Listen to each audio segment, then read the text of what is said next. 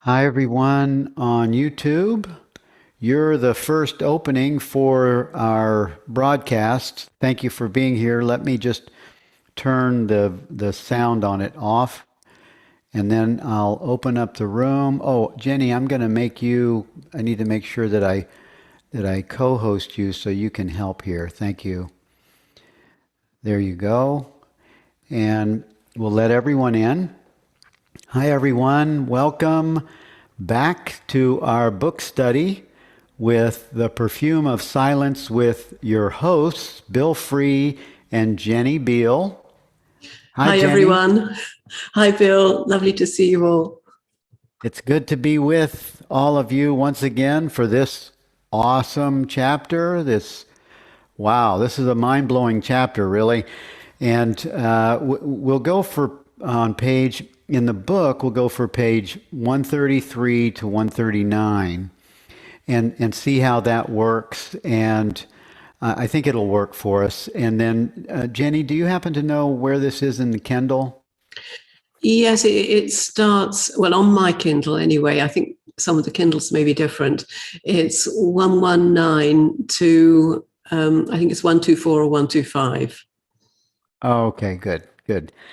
Well, this is a significant chapter, and when I read this chapter, I went, "Oh my God, this is so powerful," because there are so many people that have chronic sensations in the body mind, in the bodysuit. And there are so many people that have that chronic, what we call illnesses that really they really pull our attention to them. And I thought this questioner did a great job of just going right to the heart of the matter. And Francis had, oh my God, it was like gold dropping from a gold tree. It was so beautiful. And Jenny, I don't know where you want to start with this, but I'm going to ask you to start us off. Okay, well let's start at the beginning of this chapter where he's really talking about sensations in general, unpleasant sensations in general. And he says that they're made of two components. There's the sensation itself, just the raw sensation, and its unpleasantness, which in fact is another sensation. And it's the second component, the unpleasantness, and is our reaction to it, our resistance to it. So, for example, if we took the example of fear, which we've all experienced from time to time, then one part might be a kind of tension in the chest or in the stomach, and it's not uncomfortable. It's not, as a sensation, it's not bad. But the resistance to it, the feeling I'm scared, is layered on top, and that does feel unpleasant. And so Francis is explaining that we're not trying to understand that the first sensation, the raw sensation, that we are not that, and we're not trying to get rid of that sensation either. That what's important to look at is who it is that finds that sensation unpleasant. So he says, if we completely welcome this unpleasantness, this resistance, we realize that we are the space in which it appears. We are not whatever is being welcomed. And in this way, we automatically experience ourselves as the witnessing presence in which the sensation, the reaction against it, and its alleged reacting subject, the ego, appear. And there was a recent satsang with two absolutely superb questions from Francis, all about unpleasant sensations, and in particular fear. And the questioner was he was waking up in the middle of the night and absolute terror, because he had a very serious business problem. And Francis explained to him, well, there are two types of fear. There's fundamental fear and there's derived fear. And fundamental fear is the fear of absolute disappearance, of death. And that's one of the roots of the feeling of being a separate entity. And then derived fear is based on the circumstances. So it's just a layer on top of that fundamental fear of death. So the fear of bankruptcy and the consequences of that, not being able to pay for the hospital if you get sick. It's not so bad in the UK, but in the US, I think you have to pay for your healthcare. And dying alone in terrible circumstances. So if you believe yourself to be a separate entity, then all those fears are very much justified. But if you ask the question, would I still be afraid if I didn't believe myself to be a body-mind, then perhaps you come to the answer that no, I wouldn't be. If I knew I was never born, or was not going to die, then I wouldn't have this this feeling of unpleasantness. Might still have the feeling and the sensation in the body, but not the unpleasantness. So then what you do is you ask, what do I believe myself to be? And if you've had already a glimpse of your true nature, then that just asking that question takes you straight to the answer, and the unpleasantness just dissolves. But that doesn't mean that the raw sensation of the first component disappears. And on the other hand, if you really believe yourself to be a body-mind, then you need to investigate the validity of that belief. So that was quite a different take on fear and on unpleasant sensations than some of the things we've had before. Mm-hmm. Yeah. The things that I loved about what you just said and what Francis said is that the questioner is talking about something that is very, very close, and it's very subtle. And the idea that if you believe yourself to be, if you have a belief that you're going to die, that you are this person, that death is inevitable, and that fear is there around that. Well, I would say almost everyone has initially, and even subtly, even when they have this content, even when they know these things, there's an old residue. There's a residue of a belief that's subtle, and it stays in the background until an opportunity where a reaction can occur. And it's at that opportunity that I feel that Francis is speaking to. And what blows my mind is I never saw it described in a way that that it's layered, that it piles. He calls it piles on. These Yes. layers of reactions upon reactions, and then they're all given a belief. They're all given life, and he takes us full circle back to the dissolution of that experience. Yes, exactly. And it doesn't matter what unpleasant sensation it is. Equally, that fear, it could be fear of illness, fear of catching COVID, for example. And again, once you unpack that, just as with the fear of bankruptcy, once you unpack that, you ultimately always get back to that fundamental fear of death, that root of the separate identity. Yeah.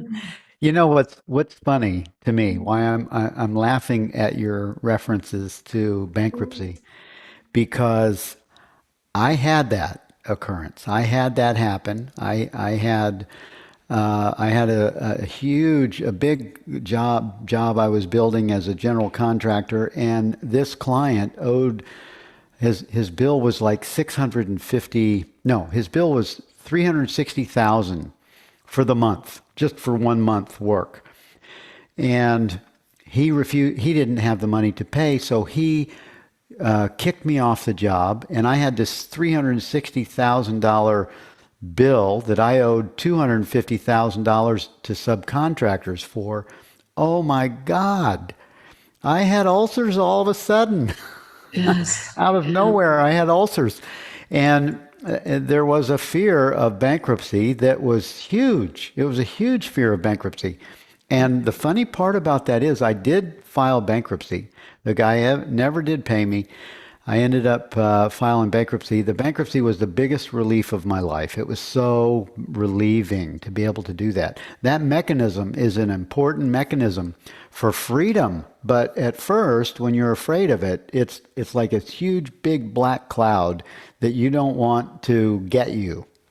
Yes, exactly. Yeah. Yes. But I do remember that experience, and I did have Yes. ulcers for the first and only time in my life over Yeah. that situation. But getting back to the content of this, the other part of that I loved on page 133 is this one line sentence in the second paragraph that says, "We realize that we are the space in which it appears." Yes. Yes. Now, just own that. Just recognize that. Oh my God! As soon as I read that, I owned the space. Yes. The space is what I am. The space is what all of us ultimately are as that one space. And that's an allowing space automatically. It's a welcoming space. Yes. Yes. Yes. Yes. That felt refreshing. That statement. Yeah. Yeah. Yes. It also says in the last paragraph on this page, we should welcome the whole situation, the sensation, and our resistance to it. If the resistance is itself unpleasant, now that's a key component. That because that's another subtle little thing that we may not be paying attention to. If the resistance itself is unpleasant, then welcome this third sensation, and so on. Yes. Yes. I feel that this is a significant thing he's pointing to right here.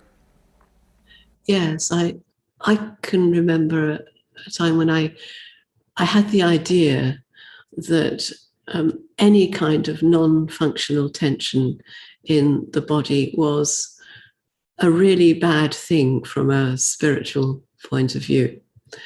And so I had to do masses of yoga meditations to try and get rid of it.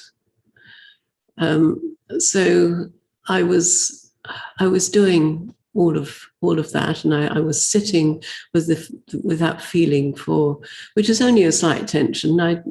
I saw it as a sensation. I didn't see it as myself, but I just had this idea that I have to get rid of it. And but at the same time, of course, the yoga meditations say you mustn't try to get rid of it. So there was this conflict going on. And at some point, but it took me quite a long time, I realized that the whole idea was complete nonsense. That the idea of non-functional tensions, they're absolutely not a problem at all. They're only a problem if they're related to the feeling of being a separate entity. If they're not, they're not a problem. We just leave them be. Right. And it was actually tracing it back to a sense of lack. In other words, I am lacking because I've still got this non-functional tension in my body. And it was tracing it back to a sense of lack in this case, rather than the fear of death. So the two components really of the separate self that actually cleared the whole thing up instantly and resolved the problem. Yeah. Yeah. The idea that it can be so subtle, and that's why this is the first time I've seen it mentioned the layer part of it, and it can be very subtle. It says it below that last statement that I read. If we pile up sensations in this way, at some point there is no further resistance, and we start to move in the opposite direction. This time, all the superimposed resistances eliminate themselves as we go, and we get back to the first sensation, but this time without the resistance. In this way, the unpleasantness of the original sensation vanishes, and we give it the freedom to unfold and reveal its true nature. Usually we don't have to go far up the pile. It is enough to welcome the first resistance, to see that there is a resistance. To be aware of the resistance enables us to understand that we are not the resisting ego, that we are simply the witnessing presence in which the sensation and the resistance appear. I think that is so powerful and the way he puts it all together makes it like, good news, really good news. Yes. Yeah. And Rick mentioned so many layers of illusion that require unpacking. I don't agree with that. Rick. And I'll go back to a statement that Muji said it the first time that I recalled it. He said, why take off all the limbs on a tree when you can chop the tree in one chop? Yes. Right? Yes. So the mind immediately says, oh my God, there's so many forgiveness lessons, or so many things to undo, or so many layers. That's a trap. That's a bunny trail. And just be aware of that, because there's the understanding brings in the dissolution of the entire thought system that has the belief that that's true. Yes.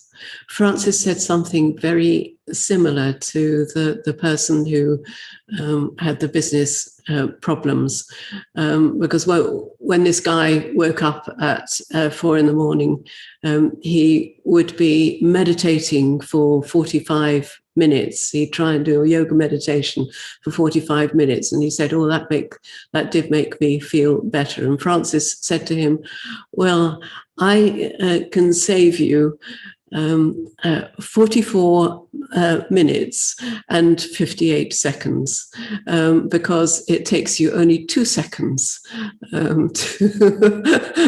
to recognize what he had just explained, which I've mentioned. Yeah. Yes. Yeah. Wow. Yeah, it's true. It's true. And I would also say that for those of us that are on the spiritual path, that we're subject to the mind that starts to I would say to be released into oneness. The mind that releases is released, or so I don't know how to say it, but the mind that's released back to itself as one, it can have some roots. It can have some. It's looking for another place to stay alive. It's this the separate self is looking for another place to stay alive in the spiritual journey. And so it's gonna hide, just like you had suggested in your experience, that it was trying to hide under this guise that you can't have. Spiritual people don't have that experience, Yes, yeah. right? And that's just another target for the mind. It goes, oh, here's a sore spot right here. Here's a place that I'm not going to look. And and that's why having these kinds of conversations and having this kind of content in a book can be very helpful. Yeah, yes. Do you want to move to the next question? There's another question Oh, yes, on yes. 34, 134. Yes, having preferences and aversions seems to be permanent is the question. Francis shows logically that actually it can't be permanent, because when a like is present, a dislike isn't. And we have lots of moments of neutrality. And so he says consciousness neither likes nor dislikes, although all likes and dislikes appear in it. Yeah. Yes. Yeah, that was real quick. That was like Yes. that was here and done. Exactly. Yeah. Stay established as presence, as awareness, as consciousness. You said the next question that I thought had some really good comments was the next one. It said, the questioner said, you said that happiness is related to universal consciousness. I understand consciousness, but I do not understand the universality of it.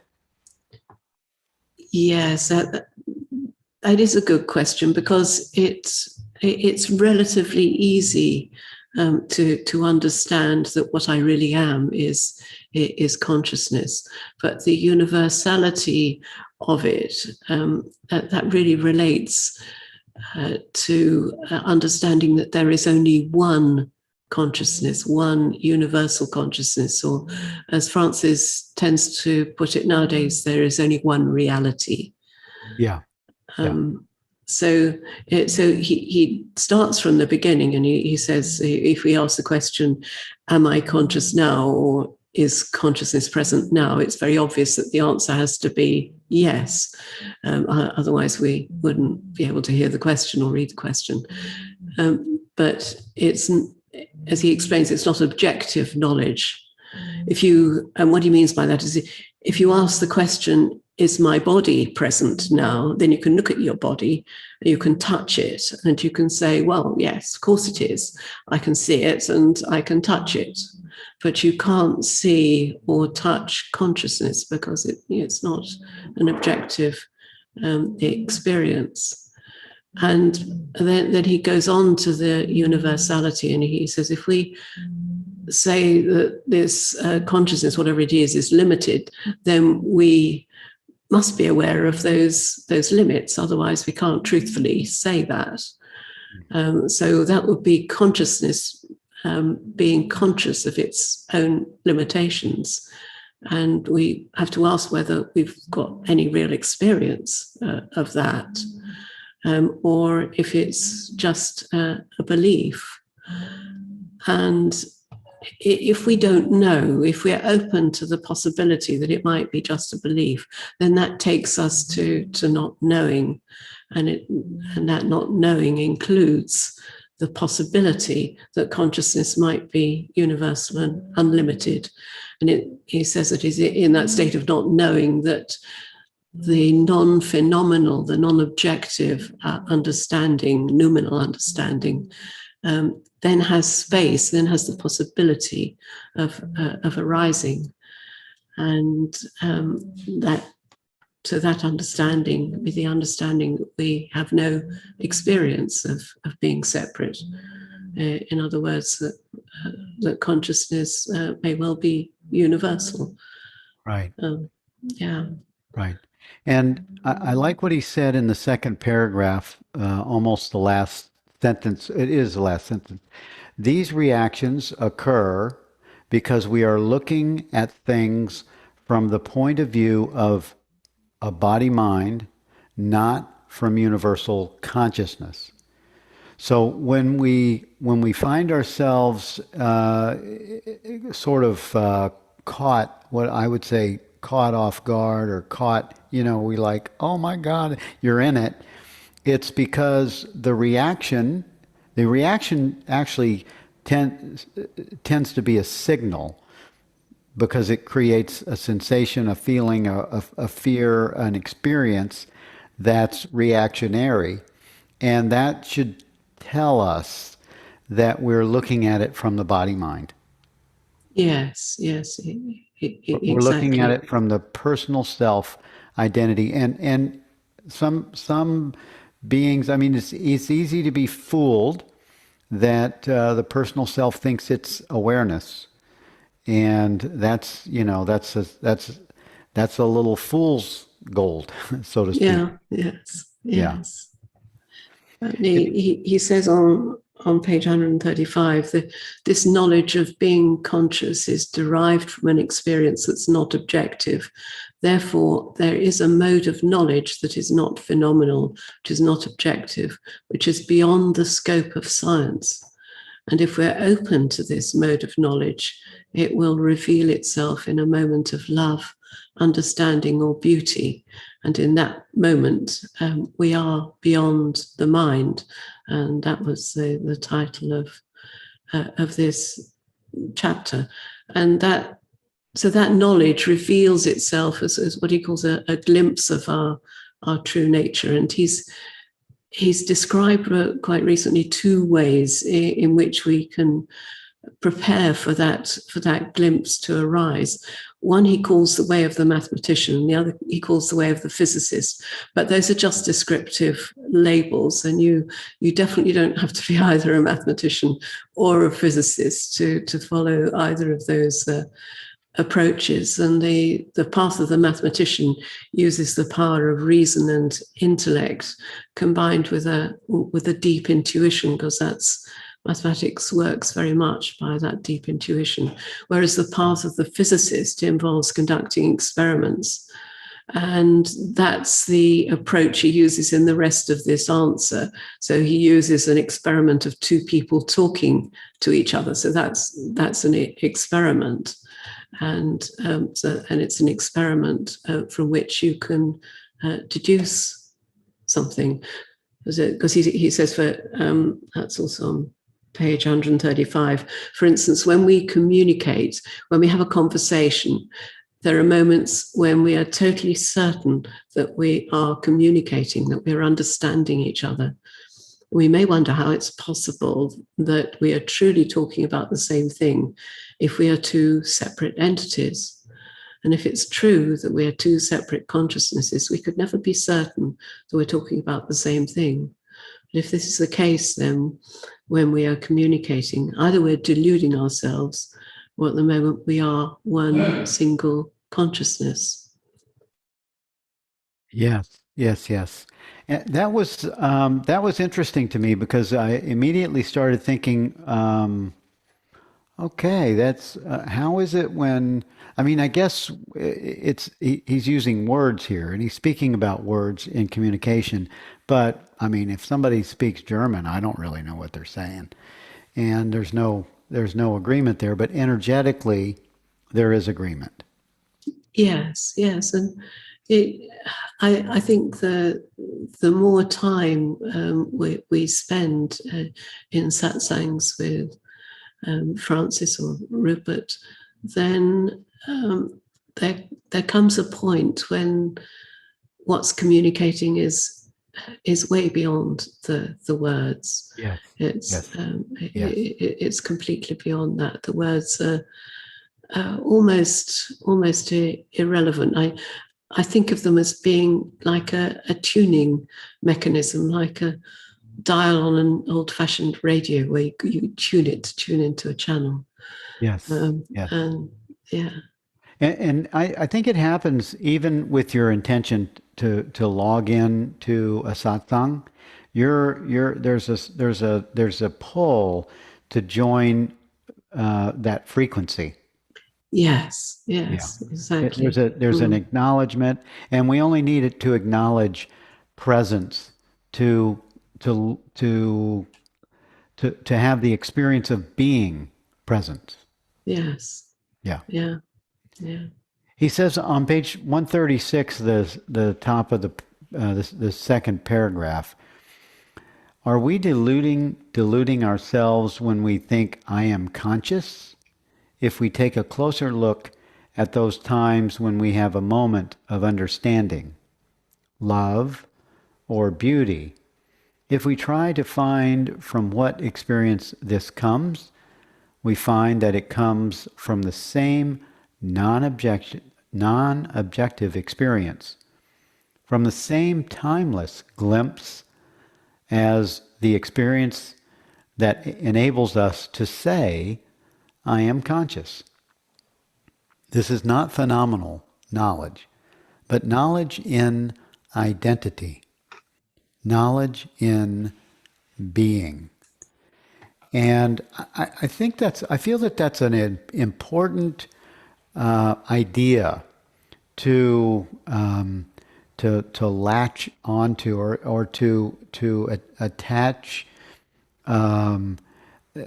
understanding to because it really does reveal the expression, the multiplied expressions of our experience that are coming from truth, coming from knowledge, coming from beingness. Yes, yes. Yeah. It's just so profound that he's able to articulate that for us here. And there was a question that Elizabeth said about something about ACIM, and it's like ACIM. There are no hierarchy of illusions, all mind conceptualizing. Yes, exactly. Yeah, that was a few minutes ago. If there's any questions, Michaela has a question. How do you know it is perceived differently, Audrey? Oh, Audrey has a question. Is the perception limitless? Is the perception, how is it perceived so differently if it's one mind? Well, it is because perceptions are limited. We know that because external perceptions, they come in through our senses. They're modified. I mean, they come from consciousness, but it's through the agency of our senses, and our senses are limited. So we can't see in the full range of the electromagnetic spectrum. We know that we can't hear the full range of sounds that dogs and cats can hear, for example. So yes, there are limitations of the body mind which limit the perceptions as they arise. But consciousness itself is unlimited, so the perceiver is unlimited. There's no reason to assume the perceiver is limited, but the perceptions are limited. Yeah, yeah. It's normally based on a belief that you're a bodysuit, and it's always going to be time based. Yes, yeah. Rick offered a parable of the prodigal son, kind of an example. The father consciousness always comes to the son mind, never vice versa. The son mind isn't capable of going to the Father? Well, I think the sun represents uh, a mind that may be awakening awareness, not quite, it's still having glimpses. So I don't think that I think you're right in that in that description, Rick. But I also think that the sun is representative as an example of a mind that still thinks it's separate. Yes, but Francis has this lovely thing he says sometimes, which is uh, consciousness plays the game of ignorance out of its own freedom. And I think that's really what's happening here. Yeah. That the sun is an example of consciousness playing the game of ignorance. Yeah. Yeah. I think that's a good parallel example also. Thank you. And Audrey said people's perception when explaining are different from what this mind thinks. Well, you're talking about a body mind right there. And there are 1,000 different perceptions in the body mind. The way we express our understanding will also be different and will depend on the body mind. So that's why you get different teachers of non-duality expressing things in different ways, because that mode of expression is modified, is modulated by the body mind, but what is being expressed is the same. Yeah, exactly. Zachary says, is it not important to recognize the impersonal nature of awareness? Well, I would say that's that's the primary thing to recognize. That's really what this whole question was about. That's another way of expressing this question is awareness personal? Is consciousness unlimited? Yeah, right. Or universal? It's the same. It's the same thing. Yes, and it's also paradox because it's arising within ultimate reality, and yet it's not subject to ultimate reality. Yeah. Or excuse me, ultimate reality is not subject to mind arising. No,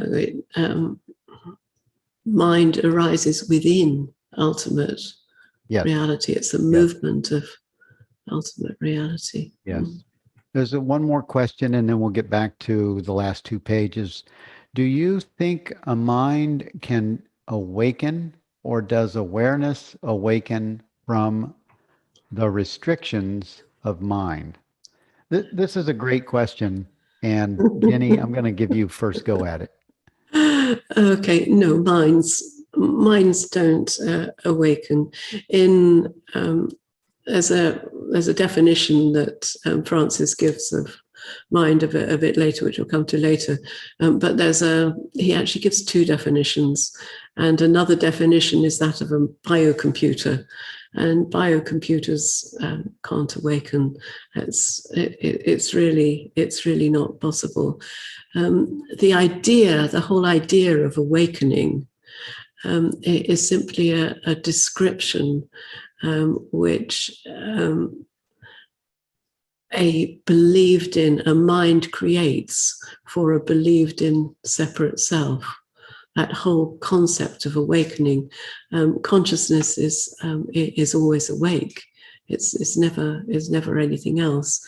Ultimately, so there is no awakening really. It's just from the point of view of a body mind, there is awakening, but Yes. from the point of view of consciousness, there isn't. Yeah. I wouldn't want to dilute that answer. So thank you for that clear answer. And thanks for the question, too. It's a really good question. Very good question. Yeah. Okay, so let's look at page 136. There's a question that says, it is almost impossible to focus on really intense pain. And I love the question. I love the answer. Yes. I mean, you can almost hear Francis saying that answer. I do not recommend focusing on pain. Yes. I mean, the question probably comes from thinking that when Francis uses the word welcoming, that implies focusing, but he doesn't actually mean that. He's always referring to welcoming the totality of your experience, not dividing things up and welcoming or focusing on some things and not others. It's always the totality. So there's no focusing there. Right, right. In my mind, and as I formulate a way to say this, I look at welcoming as a, a non-resistant gaze and not defining whatever it is, not trying to, not just allowing in a broad way that it just is it's invited to be there. Yes, yes, just noticing, but without any judging, any like or dislike, without any resistance. Yeah. Yeah. Yeah. And giving attention to awareness for me, for my experience, just giving my attention to aware presence seems to provide an idea that allows that to occur. Yes, yes. Yeah. There's another, okay, Rick completely agrees, but my mind does not. Okay, thanks, Rick. That's funny. Well, that's not really a problem then, if as long as Rick isn't his mind, that's there you go, Rick. That's not really a problem, Rick. Happy day. At the bottom of page 136, there's a question. At a moment of intense pain, everything is abandoned. I love this line of questions because I know folks, and if I know spiritual people that are on this path that I've been watching their blogs and such, and there's some spiritual, this can happen to what seems to be very advanced spiritual teachers out there, where they can have a life altering pain situation, health issue, that it's a game changer for them, and it unearths the mind that's looking for a route to stay a bodysuit. And I love these lines of questions. And he says here, at the moment of intense pain, everything is abandoned. Francis says, such an experience calls for total presence in the moment. Yes, yes. And he explains that, we're talking here about intense pain rather than a sort of lower grade chronic pain. This is sort of sudden, very intense pain, which is a bit of a different thing, really. And in the moment, you can't, there isn't anything you can do. He explains that. I had an experience of absolute overwhelming pain. I've described it before, when I broke my upper arm into 5 different pieces. and they were trying to straighten it out in the hospital, not under anaesthetic or anything. And it was I was screaming like Richard said. It was like an animal. It was an animal scream. It wasn't a human scream. But at the same time, there was just awareness of the screaming happening, awareness of the pain. The pain took over completely from all other perceptions. There was just pain and screaming. But it wasn't, that wasn't myself. That was not happening to myself. I never felt at any moment that was happening to myself. But it doesn't make the pain any less. How long ago was that? That was my second mixing course, so that must have been, I suppose, about 3-4 years ago, something like that. Okay. So I asked that question because I'm sort of wanting to connect with your understanding in that experience. And so you were able to glimpse the body mind, Jenny, having the experience in that animalistic kind of a experience. There wasn't a body mind at all. There was no body mind present. All there was pain present and screaming present, literally. Okay. That's all there was present. I mean, obviously, at that stage, I've been studying Rupert's teaching for many years already, and I didn't feel myself to be a body mind normally. But it that didn't make the body mind come back. Yeah. Which in a way was surprising, but it just didn't. So have you had children, Jenny? No. Okay. No. So I'm just wondering if you could use Rupert's, if you could use this teaching as an anesthetic, or instead of when you're having a child. It's not an anesthetic. That the pain is still there, and it's just as bad. I mean, maybe it can be worse if you're resisting it. I don't know. I mean, there was nothing there to resist it when I felt that. But no, Rupert makes it clear, and Francis also makes it clear. And Francis had a similar experience after an operation, absolutely overwhelming pain, which he describes. And his experience was just the same. You don't lose that intense pain. It is appalling. It's overwhelming. Mm-hmm. But at the same time, it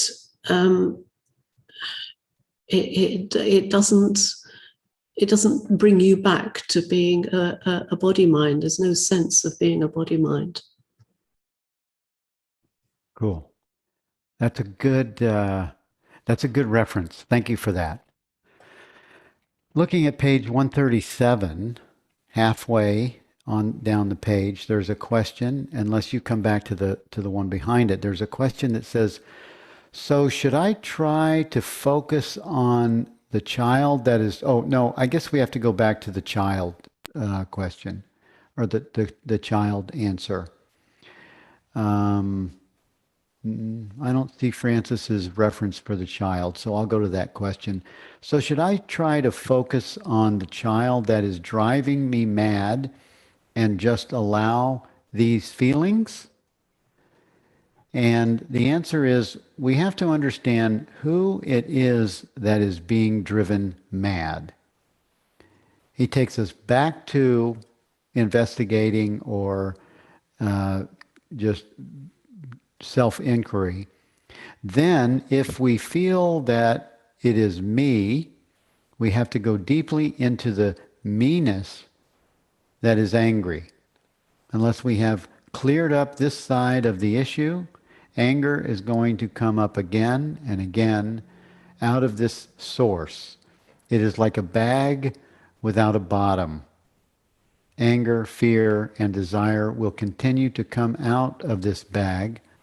Therefore, when we feel anger, we have to ask ourselves, who is it that's angry? He's suggesting that we, when we come to that point, because I know people that have, that really irritated by neighbors, so irritated by neighbors. And I think they have to get to the bottom of that bag. Yes, and well, he's explaining really that the bag, or he explains later that bag doesn't really exist. We think of the mind with all of its feelings and all of its thoughts as being like a bag in which everything is contained, and that sort of creates a feeling of constriction, really. Yeah. But that bag doesn't exist. So Yeah. yeah, but there's bound to be, when you've got a very annoying child, and there's bound to be these conflicting feelings at the level of mind as a separate entity. There's just a thought, he shouldn't be behaving this way, but at the level of the body, there's this feeling of meanness. Well, how can he do this to me? And so you've got the feeling of me that's probably quite justifiably angry, and also the feeling at the level of mind. Well, I don't want this anger. I'm a spiritual person. I know I shouldn't be having this anger, so I really don't want it. And so you've got these two conflicting feelings to deal with, and the way round it is then to go back to that sense of me, that feeling of meanness. Yeah. Which is not an angry feeling. It's simply a feeling of me and the body with anger superimposed on it. Yeah, it's the identity. The me identity is what you get to the bottom of it. That's what the self-inquiry does. It gets you to the bottom of the bag. Is actually me. Who's the me? Yes, I like the tree analogy. This meanness is a perceived thing, like a seed. Let it grow completely like a tree, and ask yourself, who is the true me? Is it the tree which is being witnessed, or the consciousness in which it is appearing? Yes, yes. He says that it is important to see that we normally want to get rid of this angry reaction. Who wants to get rid of the reaction? It is the same me. Unless we investigate this situation, we will be caught endlessly in a cycle of reactivity and the desire to get rid of it. Yes. Yeah. Well, we have time for one more question. What is the mind? Yes, and he, as I mentioned, he's got these two definitions. He uses his usual definition here, which is thought, perception, and sensation. And he says it's a general term covering everything that is perceived. And I suppose we usually conceptualize it as being some kind of a container, a bag, containing all our hopes, our desires, and our memories. But our actual experience is just this flow of thoughts, sensations, and perceptions. It's just this flow that we don't, there's no separate entity which is controlling that flow. They're not coming from a limited place. It's coming from the universe. They're not contained in anything. But I think the most important thing in this answer is the distinction he makes between mind and consciousness. He says everything that is perceived is mind stuff, phenomena, appearances, objects, whereas consciousness is the perceiving element, the witness of the mind stuff. Yes, yes.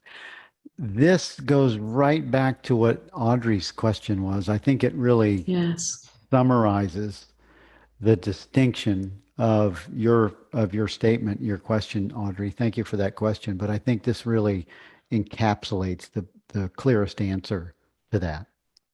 Yeah. Yeah.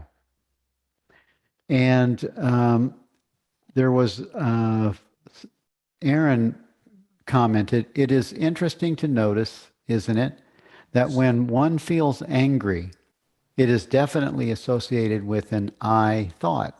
I feel angry. I am angry as a body mind.